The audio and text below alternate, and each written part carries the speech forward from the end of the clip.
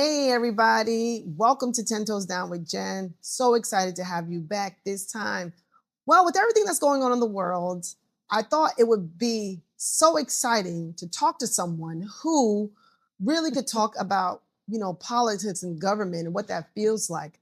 And so today I'm really honored and excited to have with us none other than the very own Council President Joyce Watterman, all the way from Jersey City, New Jersey. She is the first African Yes, I American am. council president Mhm. for the city of Jersey City. And might I add, viewers, she is also, I would say, like a first generation politician. This is not something Yes. that was in her family, something that her family has done. So, welcome, Council Yeah. President. Well, thank you. Thank you, Jen. I'm excited to be here. Good. So, let's just dive right into this. So, you are the council president Yes, I am. for the city of Jersey City. Mhm. And that is, correct me if I'm wrong, one of the most diverse cities in the United States of America. Yes, it is. It's one of the most. At 2 years back, I think we was the first. The first. Yeah. Okay. So talk to us. How Yeah. long have you been in government as of right now? I've been in government for about 12 years now.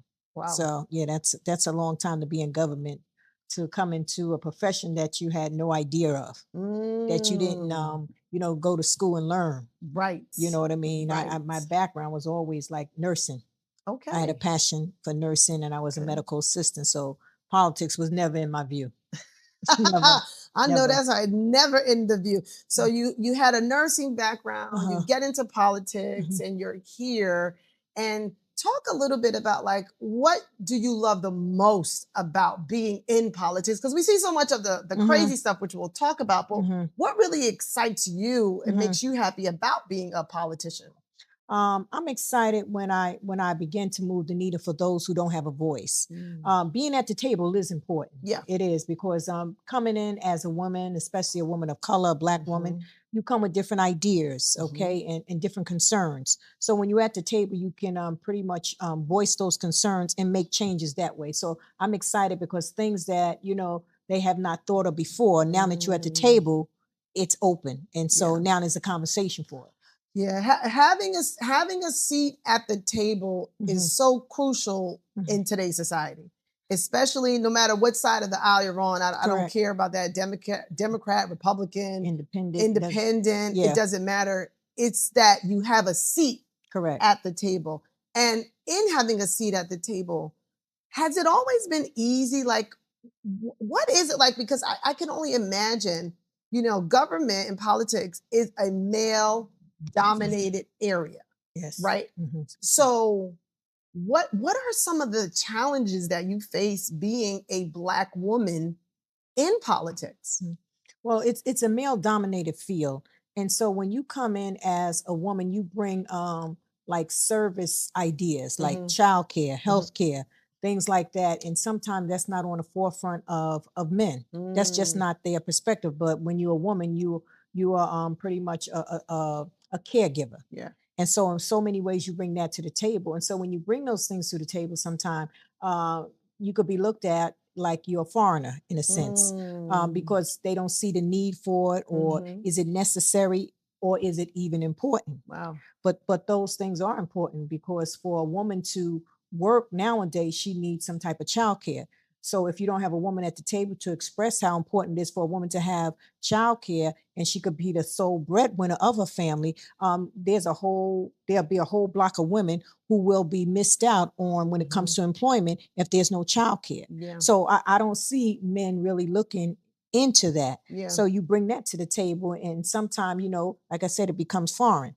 No, and that's true. And it's not even, it's not a jab at you, fellas. Ain't nobody No. jabbing. It's just the reality. Like, if you're a mother, you think a certain way. You think about different things that sometimes, listen, I'm married. My husband don't always think about things. I'm thinking about the socks. I'm thinking about the hair bows. Right. He's not thinking about that. He's just thinking, did they eat? Right. Do they got clothes on? So those are the different things. But okay, so as a woman in government, you help to illuminate other things that maybe men may not always look at. Correct. But how has it been being a woman of color? Because I could only imagine that there are times where that's not easy. No, it's not easy because for people to think it's easy is naive. You're being naive because we still have people who are racist, and that's just the truth. There's still discrimination that's out there, and so sometimes when you come to the table, you come in and people are looking at you like you don't have the knowledge. Like you really don't belong here. So those things still exist. It does, and I want to put that out there because sometimes when you're in this age, 2025, people don't think that racism still exists. It does. Yeah. And so even when you're in politics, it exists still. Yeah. We're here, but we still got to break down different barriers. So those things are really, really, important for me to say that. It's really important. Yeah, I think what's wild is in today's society, so many people don't think that racism still exists. I think like we're living in a time where people are living in silos and are living in what I call a fantasy. Somehow people live in certain sectors and they just do not believe that there are people that are being marginalized, discriminated against, or the likes. But it's prevalent, as to your point, right? And it's really, really, really still happening. Do you think it's easier, or do you feel like it's harder for you as a woman, and specifically a Black woman in politics? I want to say hard. I want to say it's challenging. Okay. I like to use the word challenging. It's challenging because of who I am. Bottom line, I'm a woman and I'm Black. That's something you can't hide. I can't blend in nowhere. It is challenging because the way people feel. Yeah. Now, if African American men are having challenges at the table, okay, and they are the same sex, so it's twice as hard for me being a female woman at the table. My God. So that's just the truth. Wow. You know what I mean?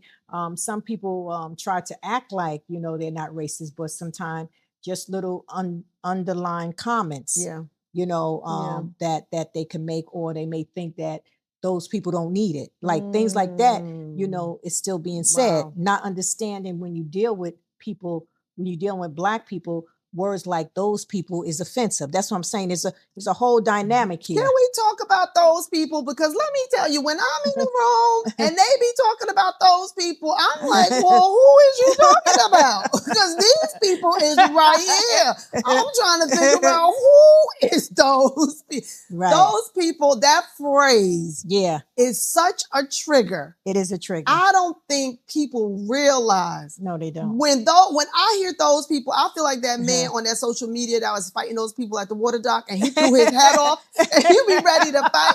I feel like every time I hear those people, it almost makes you want to say, well, who are you talking to?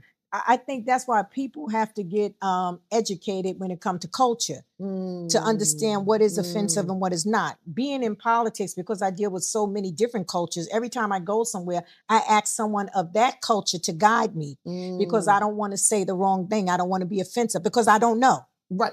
I don't know, but my responsibility is to ask questions because of my position. Right. All right. And so I think that people need to ask questions. That's why I'm saying we need to have conversations so we can really learn how to live here together. Yeah. So like, those people are offensive. Yeah. Or they don't deserve it, or, they don't know how to take care of it. Right. This is all stigma that they put on Black people, thinking that we can't take care of things or think that all the time we're so needy. And we got Black people who are offensive, but every time you look at them, you always just want to give them a handout. We got a lot of professional Black people that work for what they have. Listen, let me tell you something. You said something, come on here. You said some people sometimes feel like, Black people can't take care of nothing or they like can't value nothing or, things of that nature. But when I look back in history, I mean, when I read my history book, the one that they had gave me, when I read my history book, what I recognize is Black people have always been at the forefront and the helm, either building, helping, or supporting. So I think it's very interesting when people all of a sudden think like, well, they can't do it or they're incapable of doing it. And so that you said something right there. That thing struck a chord in me. I mean, but that's really real. Yeah. But I think also some of the things that we have to think about is that, at the end of the day, being Black in politics does not mean everything's going to change just because you're in office. Oh no, it doesn't mean everything's going to change. I think what people have to realize when you're in office as a Black person, what you really need support from your own people too. Oops. I think that's Oops. important because sometimes when you're Uh-oh. in office and I'm in office, they will sometimes your own people scrutinize you more versus how they scrutinize your counterparts. Can't we stay right there? Hold on. Wait a minute. You don't wait. The song says, "Hold up, wait a minute. We got to talk about that." You said sometimes your own people will scrutinize you more than people in other races. Let me tell you, that is something that I have seen time and time again. Correct. It is easier sometimes, it seems like, to get somebody to help you or support you that doesn't look like you. But when I'm coming to somebody that looks like me, that knows the struggle, knows the story, it's like they sizing you up, got all these other questions. But if NASA tell you to jump, jokers be like, how high?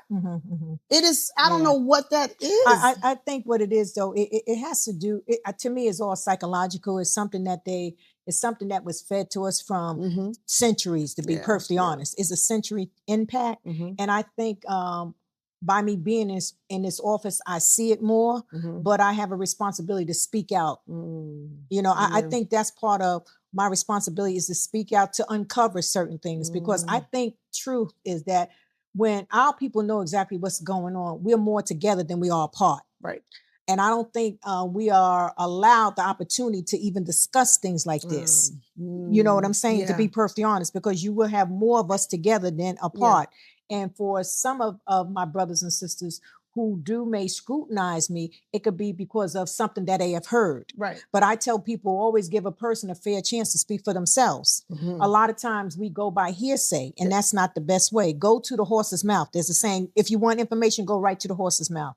So if you want information, go right to the horse's mouth. Well, my father said something that his father had said, and that was, watch the dog that carried the bone. That's right. And a lot of the times, we not watching the dog. Correct. We're looking at the bone. Correct. And so, to your point about, go to the horse's mouth. Yeah, people will believe gossip.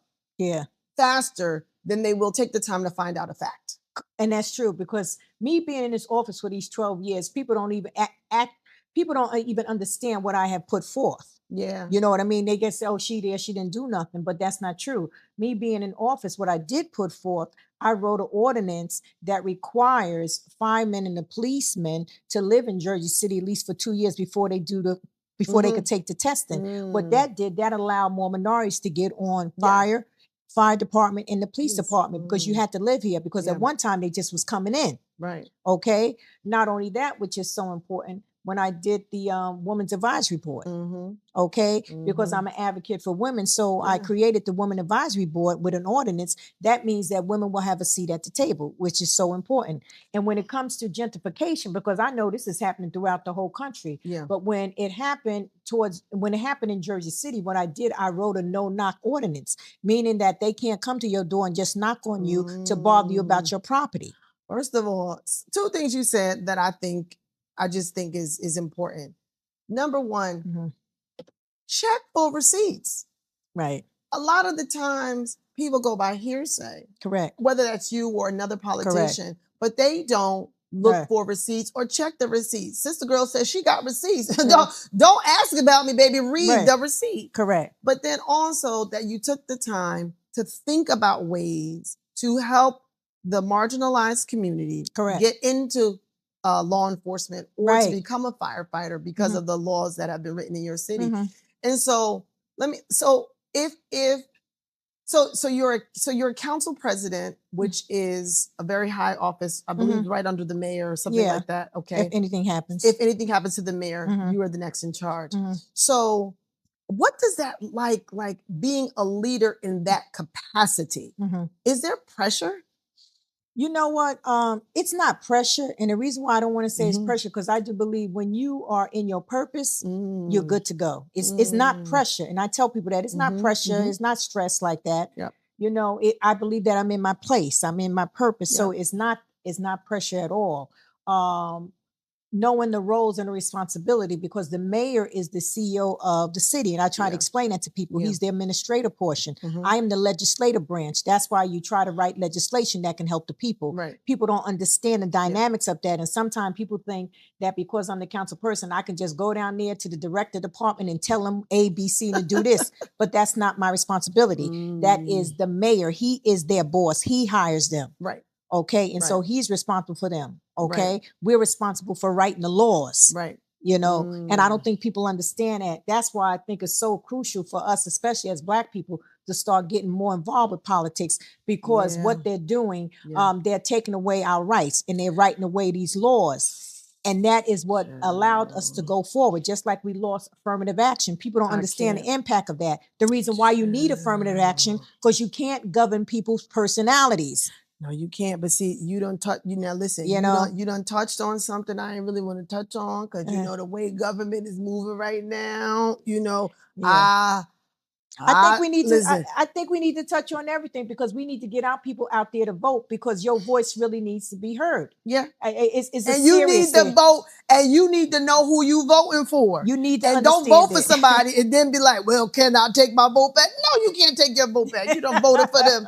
You up here acting crazy, and now you want to change something. No, I think it's important to know the roles in government. Yeah. And like you said, when you're in your purpose, you said something. Mhm. When you're in your purpose, it's Mhm. not about pressure, Mm-mm. right? And you It's don't not. feel the pressure. I don't. And so you really believe that this is a part of your purpose, even though, Mhm. let's talk about that. Sometimes in life, it's not a part of your trajectory. It's not a Right. part of your plan. Right. So how did you really know, like, at what point in your life did you know Mhm. that this was your pivot? This is what you were called to do or Mhm. purpose to do? Mhm. I knew that I was called to do this because I pastored church. I pastored in church. Okay. Then this came across. This little light of mine, I'm gonna let it shine. This little light of mine. She said she pastored a church. Did y'all hear that? Okay, I was pastoring the church, and then pastoring the church, after a while, the Spirit of the Lord began to speak to you and began to, like, I guess kind of trouble you or make you uncomfortable. Yeah. That's the word that people can understand. Make you uncomfortable, that there's more to do. Mm. That there's more to do. Wow. Not knowing exactly what the more was. Okay, but knowing that God was going to do something with my life outside the church, and that's when the Spirit of God spoke to me and told those words to me. Wow. And people who know me know my faith is really is important. That's what I live my life by, is my faith. And so when the Spirit of the Lord spoke to me and said that he was going to do something outside the church with my life, I did not know what it was. Wow. I didn't look for it. Right. All right. But it came to me. See, now that's something powerful too. You didn't go out here searching. No. The opportunity came to you. Purpose found you. Right. I think that's deep right there, because so often sometimes I run into a lot of people who say, I don't know what my purpose is. I'm trying to figure out my purpose. I'm trying to figure out, what am I supposed to do? I don't know what I should do. And I think there's something to be said for when purpose finds you. Yeah. Right? And you ain't out here on the hunt like Indiana Jones. No. And you out here living your life. And then as you're living your life, purpose found you. Do you think that was because God saw your heart and you were open and available? I believe part of that is true. God saw my heart and I was open and available. But one thing about, purpose finding you, you got to be willing to go through the door of uncertainty. Everybody's not willing to do that. That's how they miss purpose. You're right. You're right. That's how they miss purpose. I was just willing, because when God spoke to me and said he was going to do something with my life outside the church, I did not know what it was. But when this opportunity came, it was me to make the decision to go for it or not to. Okay, knowing that I had no experience, knowing that I didn't have no background in it. Okay, knowing that I did not go to school for it. All right. The door of opportunity came, and so I said, "Okay, Lord, I'm trusting you." All right. This is how we learn how to trust God. Is trusting God is trusting him when you know nothing. Nada. You know nothing. And that's what people don't understand. That's what Wow. faith is too. You know nothing, but you walking through the door. And that's a good point. You know nothing. Did y'all hear what she said? You know nothing. Nada. Zero. Zilch. Zippo. You know absolutely nothing. And in that knowing nothing, you're willing to do the work. Correct. Because walking in faith takes work. And to your point, everybody's not going to walk through that door of uncertainty. A lot of people need to know the next step before they can take a step. And you did not have any inkling what you were getting into. No, I think a lot of people miss opportunities. God was trying to lead them to their purpose. But because they didn't know how to do it, they abandoned it or they aborted it. You know, because they feel like they had to have the skill set. But walking through this door of the political arena, I had no idea. And I tell people that. I had no idea. This is not a family thing. Right. I am the only one in the family that's in this. No one else is in this. This is a God thing. God said he was going to do something different with my life outside the church because he wanted to reach people. God is concerned about people. And because I said, okay, Lord, whatever you want me to do, I will do it. So often I find our preachers always preach about, going through the doors of opportunity or, being uncomfortable or allowing God to do whatever he want to do with your life. But when it comes to you as the leader, what do you do? Ooh, she want to offer. She said, when it come to you as the leader, what do you do? Let me tell you something. That's real right there. That, people in a place of leadership can talk about going the next step. They talk about going the extra mile. But it's easy for them to do that because they still holding on to a bag. They still holding on to something. But when you absolutely have no idea, you don't know if this is going to work or fail. Right. I had no idea because I had no idea. I don't know. I didn't know the political lingo. I didn't know none of the laws. I wasn't that engulfed with it at all. Okay. But I knew God said that he was going to do. So if God said he's going to do, then it falls on him and not me. Wait a minute. Now, I know you're a preacher. I do, I am prophetic. I'm a prophet. But you said that the responsibility of you walking in faith falls on God and not you. Can you please elaborate on that? Right. Because if God called you to a thing, then he has to equip you. All I have to do is be available. Wow. That's all I have to do. I just have to be available and I have to be willing to do what he tells me to do. See, that's it. You know what I mean? Because now coming into the political arena, I had no idea about politics or laws or anything like that. So then I had to put my time in. If God said, okay, Joyce, I need you to be, in City Hall and I need you to read this book or I need you to do that, then I have to do it. You understand? Because he's equipping me. He's making me, he's bringing me to that place that I'm supposed to be, but I have to do it. But he's showing me what to do. Wow. He's obligated to show me. I'm responsible because he gave me a will to do it. And that's what I think people miss. Wow. They think that they have to have the skill. No, God is guiding me. He said, read this book, spend this time in that. Thursdays, read your notes. Thursdays, study, your ordinance and study your resolutions. Make sure you understand what that is. What you don't understand, call up, ask somebody a question. Okay, he's putting all this before me. It's my responsibility to do it. He's equipping me. You know what? You said it's your responsibility. He's going to guide you, but you have to be willing to do the work.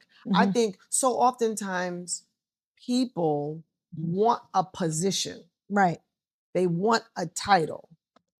They want what they think that is, but they do not want to do the work that is necessary to get to that place, nor do they want to deal with the heat that comes with it.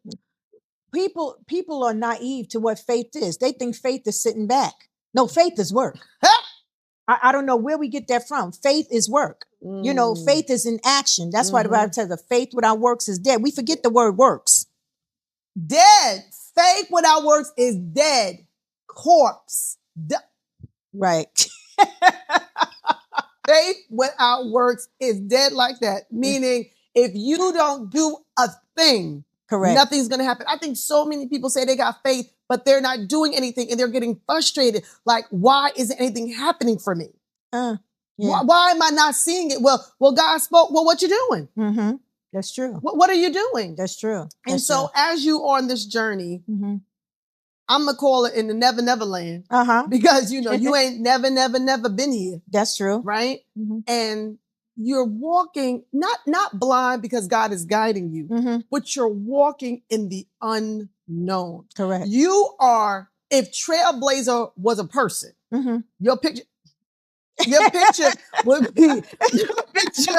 be right there. Like Trailblazer, right? If that was a person, because to trailblaze means I'm making a path, yes, or I am creating a space correct that has never existed. Correct. Whether that be for a particular industry within my family, Correct. but you're doing something that has never been done before. Has there ever been a time where you felt like, I want to give up, I want to quit, or maybe, Lord, maybe that wasn't your voice. Maybe I misheard you. No, I never felt like that, but there was times that I did question God, because sometimes even in the journey, you don't have all the understanding. Mm-hmm. You know what I mean? Yeah. And so when you don't have all the understanding and you don't have no one to bounce nothing off of, because in human life, we're used to that. Yeah. We're used to having somebody to bounce something off of, especially if you think somebody have knowledge of it. Yeah. And so now I'm in a position that I really can't find nobody with this knowledge. It's not like I didn't seek out, but I don't know nobody who really was saved, is a pastor of a church that's really dedicated to the Lord and walking in an arena of the political arena where some people seem as demonizing it. Yeah, because the church said you better not mix church and state. You know what I'm saying? And so you are really setting the path. Yeah. You know what I mean? So I didn't have, still don't have that. So I'm writing this thing out for those who are coming behind me. That's why I know my life is bigger than where I'm at. It has really nothing to do with me. And I don't think people really understand that when I say that. They just, because we say so many things in church like a cliche, but no, it's really bigger than me, because I am setting a path for the church in so many ways to get involved with an arena that needs to see Christ. Yeah, that's pretty deep. That you're setting a path and you're making a way so people could know God. But something else you said made me think of something. And what that thought to me is, you said there was nobody that you really could look to bounce anything off of that had kind of been in this way, pastor. But then also I could also imagine, because I've seen this too, sometimes even when you end up coming across somebody, or you think you built a relationship with somebody, and you try to ask for help, sometimes it's like people don't even want to share, or people don't even want to help. Which is weird, because it's like they say, I'm here to support you, I'm here to help you, but when I call you, you don't pick up your phone. Or when I call you, you don't answer, or you don't return the phone call. So I could imagine you've dealt with stuff like that as well. Sure, I've dealt with that stuff. I dealt with that a lot. You're probably dealing with it right now. I dealt with that a lot, but in dealing with that, I got to remember who called me. That's where my mind has to stay. Yeah. Because I believe that God is God. All right. And because God is God, I believe that God got me, even when they don't pick up a phone. Yeah. So my trust always have to remain in him, because I said, Lord, you put me in this. I didn't ask to. Yeah. I didn't ask to meet those people, to be honest. Harpo, who this woman? I ain't asked for none of this, God. You know what I'm saying? Wow. And so with that in mind, I have to keep going forward, because I know this is God's path. Because when I look back over my life and I see where I'm at right now, it could be nothing but God. Nothing but. And so it's those days that I look back and say, Lord, I know you got me. And so when you don't pick up a phone, you know what I mean? I won't say I don't feel it, because that's the human side of me. All right. But then I got to know, that's why he tells me to walk in the spirit, so I won't fulfill the lust of the flesh, because the flesh operates in so many different ways. The way that lust creep up, you know that fight. I'm always at the altar You know, because you know, if you don't pick up the phone, you know, I'm ready to, You know what I lay mean? these hands, and I don't Right, mean with right. all. Right. And so I just have to be reminded of it's God that put me here. So then God has to be my provider. Even though, you know, the world tells you how you're supposed to get provision. Mm-hmm. So I got to be focused on how God gives provision, which is two different things. Yes. And sometimes psychologically, that can mess with your mind because you're really too close to this world versus how God provision is done. Because when I look at how God provision is done, it's always done supernaturally in some way or another. How many people he uses is always less, you know, but he get the job done. Yep. But when I look at the world always have many and plenty. Yep. So if God put me here, like I believe he did, then I got to go his path and not theirs. That's good. That's got good. to. She said the world always has many and plenty, and God always has less and does more with less. So if I'm walking by faith, I have to be comfortable. Got to be. With the fact that I might have less. Correct. It might seem like I have less. It may seem but like it. I have to rely on my source. Correct. And not my resources. Correct. Oh, because wow. that is how God get the glory. You got to remember that. That's how God get the glory. As we read the Bible, God always got the glory with less. There was nothing. When he had too many, he decreased it. You know what I mean? When there was a lot of people, he decreased it. So when you look at the word of God, God always do more with less. We hear it, we say it, we preach it, but when we in it, then we question it. Wow. When we're in it, we question it because it is directly affecting us. Correct. And not somebody we're reading about or somebody we're talking to. It's directly affecting us. So now it's like, okay, God, I need you to be with me. Correct. Even though it looks like I have less, I'm believing you for much. Correct. I don't know how you're going to do the much. Yeah. I don't know how that's going to happen, but I'm trusting you. That is a psychological. Yes, it is. Conundrum. It is.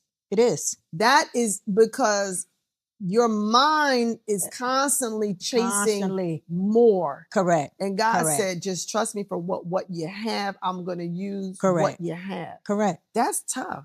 It's very tough. That's why you have to stay close to God. And I see that more and more as this world is beginning to unfold in so many different ways. That's why you must stay close to God, because you're going to have to trust God, because we come into a day and time in this world that we're going to have to do more with less, and we're headed right up to it. And I don't think people see it. Right. And even in that, so in that mindset, right, about doing more with less, or, thinking about that, this philosophy that we've seen for eons and years and years and years about don't mix church and state, or like, if you in government, then you shouldn't be a pastor, or if you're a pastor, then you in government, you are the devil, and you're working with the devil, you're the devil's kingsman, you know what I'm saying? You on his horse and buggy. And what are your thoughts around that? Like, pastors in government, and what are your thoughts? Do you believe that there should be more pastors in government, or leaders, or Christian? Let me say it this way. People who are professing the name of Jesus Christ and not ashamed to say that they're Christians, right? How do you feel about that mix? Because so many people have talked about that for years. I think it's important that people who are in the faith, who really walk with God, should be in government, because based on the word of God, people will get justice. Yeah. You know what I'm saying? People will get justice. Yeah. People would be treated fair. So how can you keep avoiding a place that God says that he's a just God, and you're afraid to walk through the door to give people justice? It's your voice that's going to make the difference. Yeah, but he got to call the right pastors and leaders. That's what I'm saying. The ones that love God, because there's some of them. Yeah, some of them don't, but God got a people. He got a people. He got a people. He got a people, but there's been some people. Yeah, yeah. You know what I'm saying? There's been some. And that's why I believe that people who are really serving God need to be in positions to help people. God is about helping people. I don't know why we don't understand that. Yeah. He's about helping people in whatever arena, whatever background they're in, God is really about helping people. And I think the church just isolate that as just in the church. No, it's in medicine. You understand? It's in technology. You understand? It's in the police department. All right. It's in the fire department. All right. It's in education. God got people everywhere. Why? Because justice will be served. Justice will be served. And that's true, right? Right. And God needs people, I think, everywhere. Like people who love God. And I think that we're living in a time where people should not be ashamed. They shouldn't. To say that they're a Christian and that they love God and they're serving God. What would you say to encourage like some aspiring people? And when I say aspiring, I don't want to say young people. Right. Because I find that there's people of all different ages who are aspiring to do something. Correct. But sometimes, for whatever reason, are very scared to step out into whatever that next is. For whatever reason, whether it could be money, whether it could be family, it could be fear. How do you encourage somebody who is aspiring, no matter if you're 22 or 72, to walk into what that purpose is, walk in that faith of what God is calling you to do? You know, Nike got that slogan, just do it. For real, just do it. And realize this, every pencil has an eraser. And that's if you have a mistake. And that's it. Every pencil have an eraser. You better go get the number 2. Right. You better go get the number 2 pencil. Get the number 2, because every pencil has an eraser and you can erase some of the things that you've done. That's deep. You know what? And people got to realize that you know what? You sitting there, you're afraid. Yeah. You have all these thoughts in your mind. That's why I say you just have to do it. Because until you do it, nothing is going to get accomplished. That's why just do it. Yeah. There is an eraser if you make a mistake. Life is about making mistakes, but you will pretty much understand and you will find your place. Yeah. You know, but you just have to do it. I don't care what your age is, you just got to do it. And you can't find your place if you stay in place. You cannot. You cannot. You cannot find your place if you stay in place. So you got to do something. You have to. You have to do something. You have to. So being in the political arena has taught me a lot. It has taught me how God really loves people. Yeah. You know, I have opportunity to meet all types of cultures. Yep. And you see that people have the basic needs are the same. It really are. It's just understanding their culture, understanding how to get along with it. And being a Black woman, the challenges are there. And I tell people that's something you can never be afraid to have a conversation about. You know, you don't hide it. It is there. I'm running for mayor now. The challenges are there. You know, the financial thing that my counterparts, they all basically white male and they raise more. And that's just because I'm a female and I'm Black and people won't give to me like that. That's just what it is. Wow. But I have heard plenty of women have won elections with less money. And that's the way God moves. And I'm moving in God like that. So people must understand it doesn't take a lot to win an election. It just takes some. And I tell people, if everybody do some, then it won't be hard on all of us. Right. So in saying that, you talked about that. You're a Black woman. You're the Black woman running for mayor in your city against a few other white men, all men, right?